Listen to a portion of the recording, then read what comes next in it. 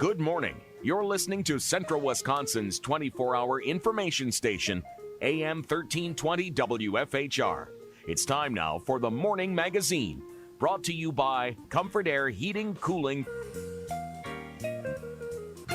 Welcome, everyone, to Morning Magazine, Part 1 for this March 16th, 2022, 10:07 on the clock, and you have your host, James J. Malouf, here. At 10:30 today, we're going to speak with Sarah Agana. She is with Child Caring, Inc. Looking forward to that. Right now, we have in studio with us Wisconsin Rapids Mayor Shane Blaser. Good morning, Shane. Good morning, James. Good to have you with us. And Great as always, good to have our friends for Wisconsin Rapids Community Media in. Got Kevin here. Good morning to Kevin, all of our friends over there. So how you doing, sir? I'm well. Well. It's a beautiful day today. Can't complain. Right on.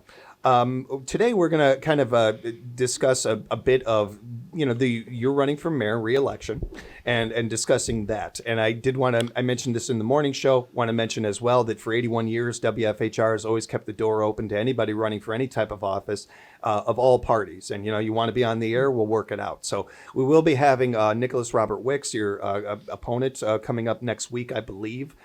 So we'll be discussing with him as well, just so everybody knows journalistic integrity and all that stuff. Equal time. Got that out of the way. Now, let's have some fun. Because I think this is a really fun aspect for you, for Nicholas, for our community. You and I actually touched on this about, I think, a couple months ago when there wasn't anybody running against you. And the idea of how important that is for democracy to have. I think that most of us understand that business competition brings out the best in us. There's plenty of monopolies around to look at as examples of what happens when you don't have competition. Mm-hmm. So I want to start there with you, Mayor. How important do you think, just in general, not just talking about the Wisconsin Rapids mayorship, but just in general, how important it is to have multiple viewpoints running for offices? I think that is important because I think it's important that we have something to compare it to, because I know I'm not the best out there. I try to do a good job, but, I need somebody to be compared to and maybe different ideas. Our leadership needs to change eventually. And, it's up to both of us. It's up to the community, whether they want to change in leadership, and it's up to the leaders whether or not they want to participate in the process any longer. And so it really comes down to that partnership of, the desire to do it and the communities want to have you to continue. So without having, somebody to compare to, it's kind of hard for that process to work. Yeah, makes sense. Mm-hmm. It's also part of the reason I wanted to ask you that question in particular is not just because you're currently in office, but for me, in the time I've done this, I've probably interviewed about 8 or 9 different politicians. Out of all of the people that I've researched or I've read or I've interviewed or anything over my lifetime, and certainly when I've been doing this job, I've never met anybody who is less of a politician than you, who is currently our mayor. And I think it's a unique aspect in this where this was more. Some people get into politics for fame. Some people get into it because they genuinely care about their community. And then there are other people that just see this is a hole and my skill set can fill that hole. I may not really want to do this, but I think it's the best thing I can do for my community. So I'm going to go ahead and do it. We don't see that much, and it's getting more rare by the day. You are kind of a unicorn when it comes to this sort of thing.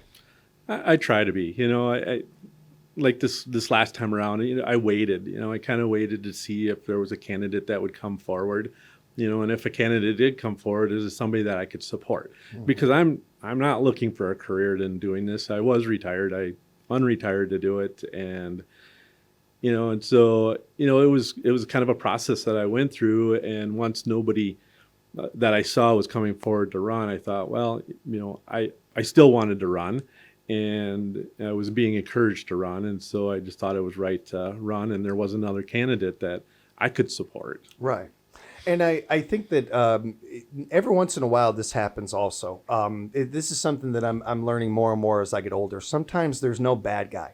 Sometimes there's no villain. Sometimes things just are what they are. And oftentimes when somebody's running, you're not necessarily running against the other person. You're running because you have this belief system, or you have this idea or something that you believe in so much that you want to run with it. You want to take the ball and run with it.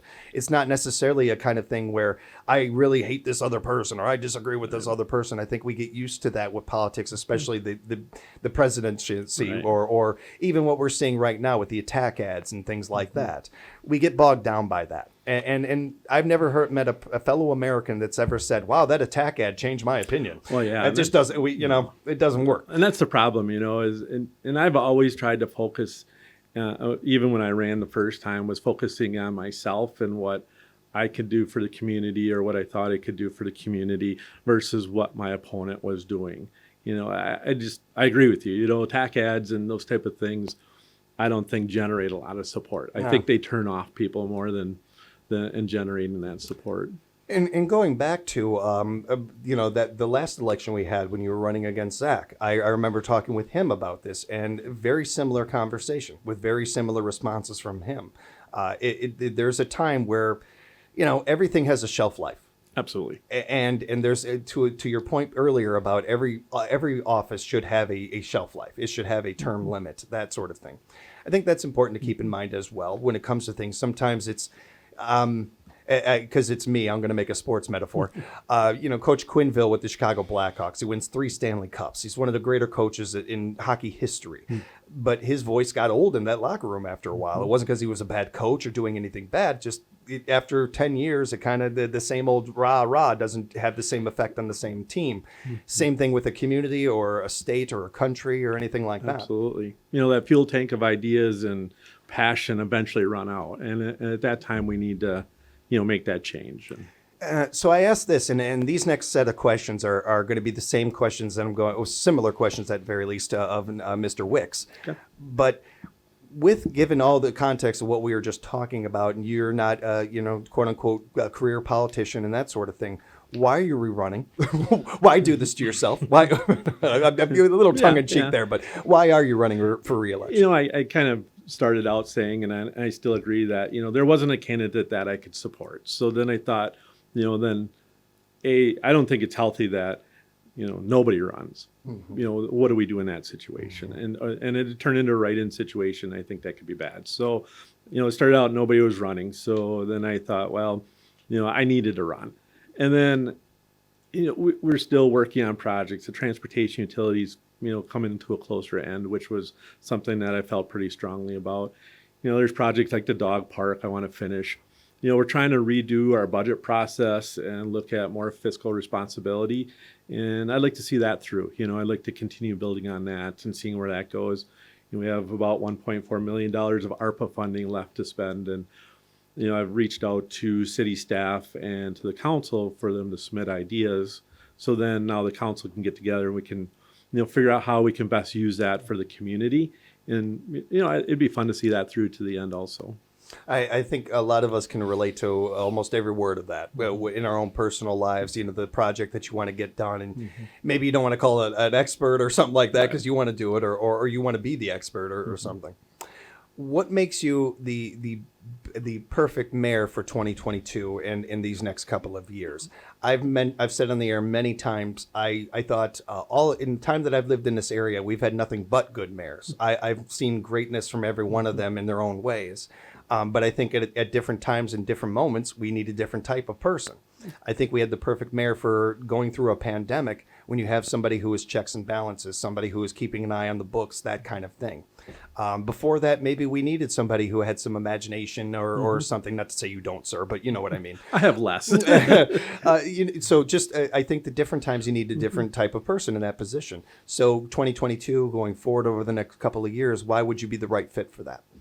I agree with what you said, and I think our community is good at parsing out what we need for that time. And, it was just the right time for me and so it worked out. And so, I think going forward, we still have challenges ahead of us. And I think, our biggest challenge is still going to be our budget and financial responsibility. And, we're looking at hard times with, finding a workforce and working with, trying to help our industries and our local businesses, still be able to provide those services going forward. And, in 2 years, it's hard to, it takes 2 years to kind of, and I've spent my life in some form or fashion in government, whether it be in law enforcement, city clerk.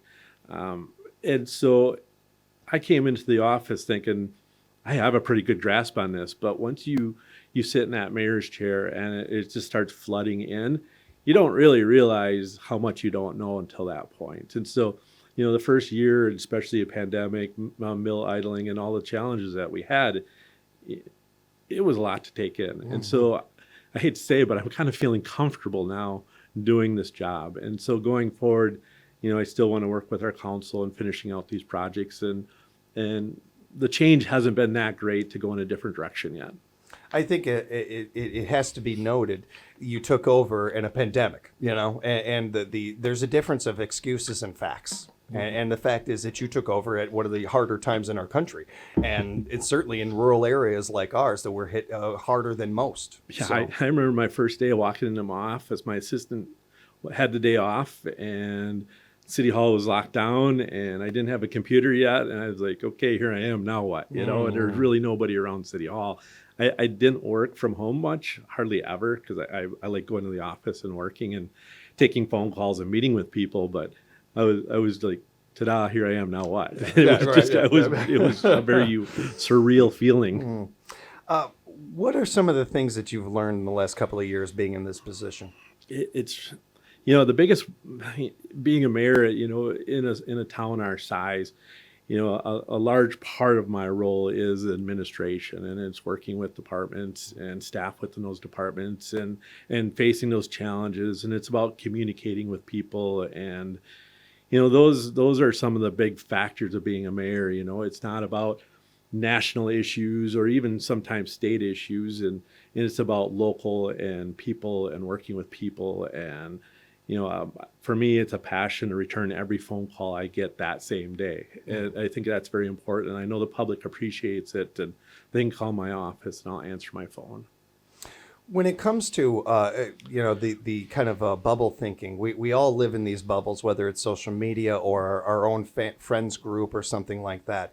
When you're in a position like yours, and I know it's how important it is to you, to any mayor we've really talked to be fair, hearing from your constituents. Mm-hmm. How do you get out of that bubble? How do you hear from people that you maybe don't hear from like on a daily basis to try to get as much of, well, we have a small town. We've got a lot of thinkers around here, a lot of people that think differently than their neighbors and that. So. Yeah, so it's about being accessible. And I think that's the biggest part. And you can be accessible in many different ways, but you need to be in the community. You need to be in the office. You need to be by the phones and be accessible. But it's going to events. It's literally, like I said, taking your own phone calls, meeting with it. Numerous times people just stop up and want to meet with the mayor.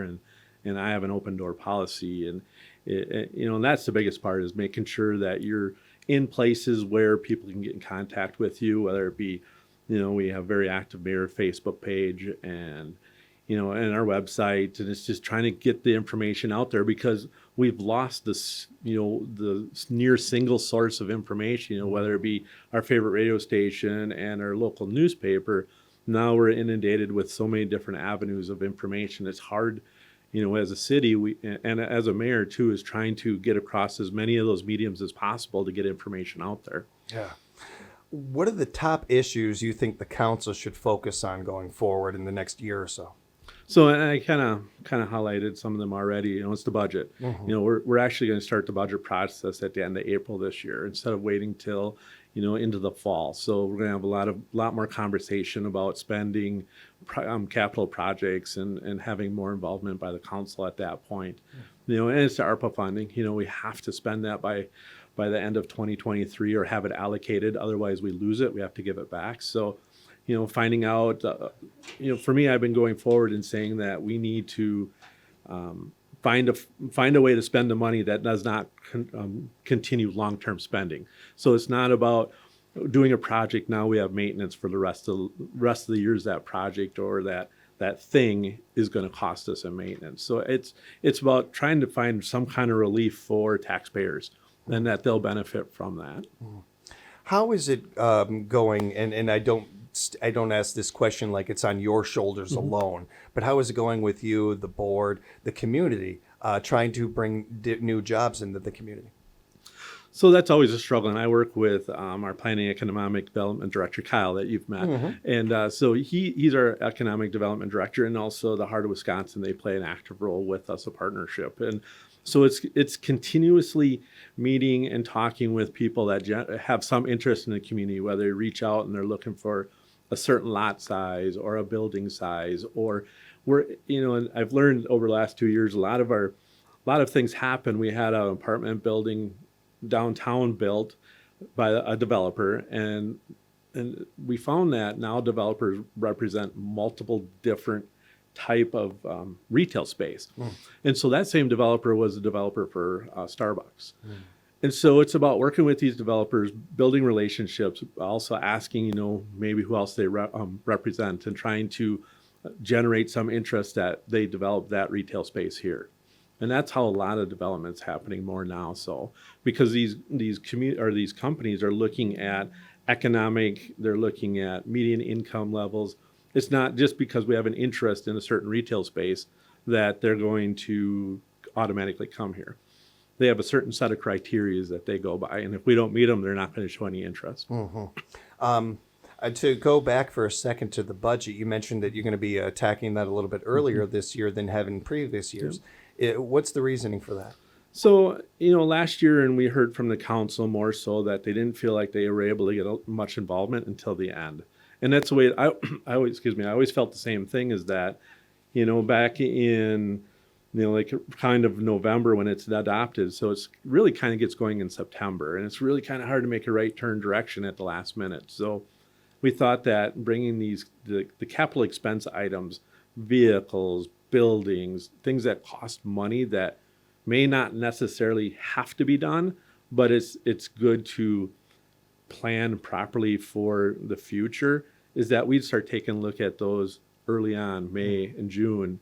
And then, because that part of the budget is flexible, there's certain parts of the budget that you can't change, that we have to pay so much for electricity, we have to pay for building costs, maintenance, staffing. And so you have to look at what you can change and then put that money in the right direction. Yeah.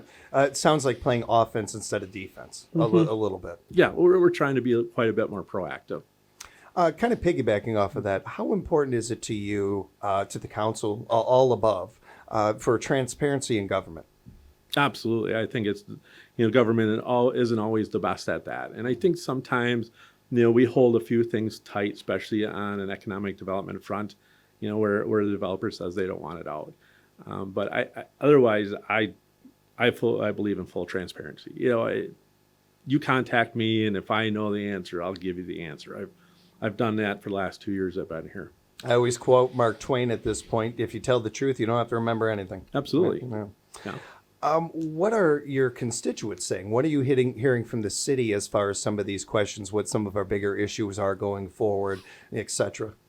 Jobs are the one thing, there's jobs everywhere, but, people have an idea of what they think is an ideal job. And so, it's that you kind of struggle with that. But, I also work with nuisance type complaints. It's amazing how many calls we get weekly about whether it be a property in disrepair or garbage in vehicles. And those, we need to, and I was talking to Kyle about that, is that we need to look at trying to speed up that process a little quicker so these cleanups can happen a little faster. Because we've gone as far as getting a court order to go onto a property and use a skid steer and fill up dump trucks, because we've had some really bad properties. But we have everything in between, and they could use some state of help at some point there. And so, we need to look at getting better at responding to that, because it's a lot. And we have a person that handles that, and he does a really good job, but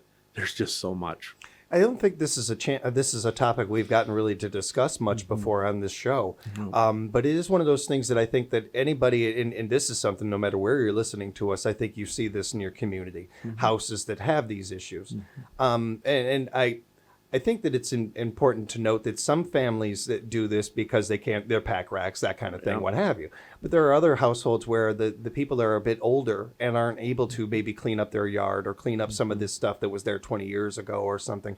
So you're saying that when you guys get these calls, it's not just punishing the person. Right. It's how can we help the person along with certainly when it comes time a fine or something like that. Yeah, so that's the first approach is, and some people in the community get upset about that, but our first approach is trying to work with them to get them to take care of it upon themselves before any action is taken. So they're given a time frame to get that done. And then if it doesn't happen, then they have to go to the next steps. But, sometimes it seems like it's habitual, though. It's the same people. And so, at a certain point that you just have to accept that, they have a problem themselves and that, giving them more time is not going to help the process out at all. It is not the government's job to make sure you're happy. I think that unfortunately sometimes that needs to be said to fellow adults. I feel like I'm talking to a child with that, but it feels like sometimes our fellow Americans need to know, hey, it's not the government's job to make you happy. Right. It's the checks and balances. Yeah, and it's the neighborhood. We don't even have time to go around and driving around to look for these type of things. It's usually complaint driven, and so it's the neighbors that want to live in a better quality of a neighborhood, or it's representing what type of neighborhood they live in when people come there. And so simply just keeping your yard cleaned up and mowed it would go a long ways. What are your and you've touched on this a little bit, but what are some of your plans going forward for 2022 and beyond? So for me, my plan is to continue what I've done the last 2 years. I don't think I need to do anything different, and the community thinks that, then, that's why we have an election. But I plan to, continue as status quo going forward, working on, the financial responsibilities. Like I said, I'd like to see the dog park get done, and continuing that. That was amazing. That was rapid fire, question after question, just knocked him out. Like, well done, sir. I don't normally do that to you, so that was fun. That was actually kind of cool. I could do that anytime. I got to feel like a journalist for a minute there. I do want to wrap up on a fun note. I know that we're both in the same boat here. Happy to have baseball back. That feels pretty good, right? I'm glad to see that everything was resolved. Yeah. I did want to ask, though, on a local level, we, of course, have our Rafters here in town, and we get to have the All-Star game here in town this year. You and I, even Kev, we haven't gotten to really touch on this much, and I know we got a couple months here beforehand, but I can't be the only one jacked for this. I mean, this is exciting, right? Yeah, it's really exciting. Talking with the Rafters, we're making sure that Whitterfield is in pristine shape, and so when that happens, we're going to be ready, and we're looking forward to that. I want to send a shout out to our River Kings and a great season for them as well. Yeah, they're fun to go watch. I enjoyed that too. We're pretty lucky in this area having these local teams, not just because of the entertainment they give us, but these kids and the way they give back to our community, put back into it. These visitors who come here and can put things into it. It's a kind of a win. It's a real win-win. Yeah, especially with the complex this year, and then having the new league, the Red Hawks, and part of the Woodbat League, for the people kind of just above the Legion League, which is really going to be fun to watch also, along with all the other attractions that are going to happen at the sports complex, and the baseball we're going to see there, and softball. Yes. There is a lot of exciting, fun things to look forward to this summer, it's going forward here. And it's kind of fun to kind of just take a step back and look forward to these things. Absolutely. Always appreciate the time, sir. Thank you so much for being here. We're done already. Yeah, I know. We've worked through that. I hope the rest of your day is relaxing. I know it won't be, but I hope it is for you. Thank you. I appreciate it. Enjoy the nice day, because it's going to be beautiful today. Yeah. Kev, we always appreciate you. Joe, all of our friends at Wisconsin Rapids Community Media, keep up the great work over there, and encourage you to subscribe to their YouTube page, follow up on all their work. I do have to take a moment to thank you and Joe, because you made my grandfather, my papa, extremely happy. He doesn't listen to us much anymore. He's not up early. He sleeps in. A Marine that sleeps in, I know. Wow. He's never done that his whole life. Finally is. But he gets to catch the videos because you guys post those, and he loves them. He didn't talk about my work in the interviewing. He talked about how good the video was. So nice job by you guys. Appreciate it. And also, Joe got an award at the chamber event. So I wanted to slide that in there and embarrass him. Yes. Trying to slide that in too. I called him out at council last night. He loves being behind the camera, and so we got to pull him in front once in a while. But he did get a chamber award, and he well deserved. And it was a good speech. Man. You did a nice job. And we appreciate you guys. So we have to embarrass you every once in a while and appreciate you. And thank you again, sir. Appreciate the time. We'll take a break, and we'll come back, and we'll talk with our good friend Sarah over at Child Caring Inc. She's coming up next here on Morning Magazine, WFHR, locally grown radio.